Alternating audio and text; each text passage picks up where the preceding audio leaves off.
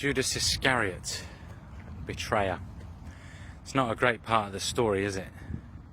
Jesus Christ is betrayed by his friend, his colleague, his companion, his mate's mate for sure, Judas. Judas is offered some money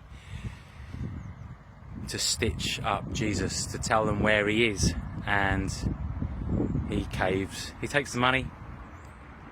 I guess there's something inside of him that's more than just about the money. There's something about Jesus that he doesn't quite like. Maybe he's usurped him. Maybe he doesn't quite know how to handle the fact that Jesus is loved and respected and valued by so many people and is so wise and so well regarded among his peers.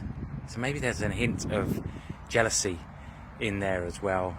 Well, whatever it is, Judas betrays him, and it leads to the unfolding days of the Easter story.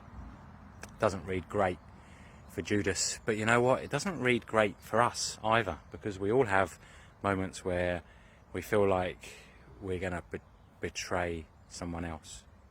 Maybe betrayal isn't the word, because maybe that sounds too strong. But what about those moments when we all do it?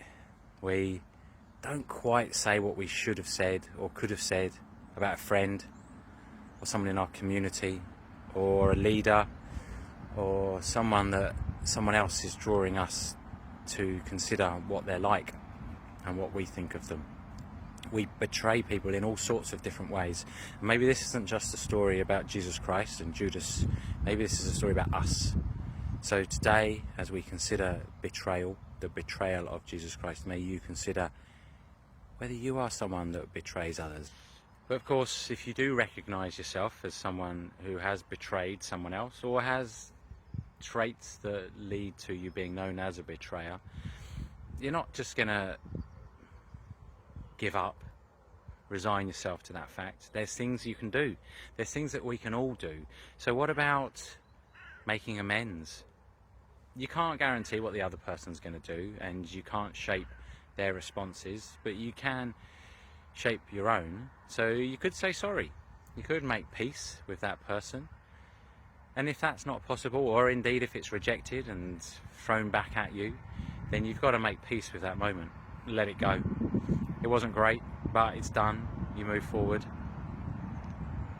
But think about the next time a moment comes. What about being someone who is known not for being a betrayer, but for being loyal, being understanding, being patient, tolerant, kind and caring? Maybe they're the words that we should seek to find in the response to the Judas story.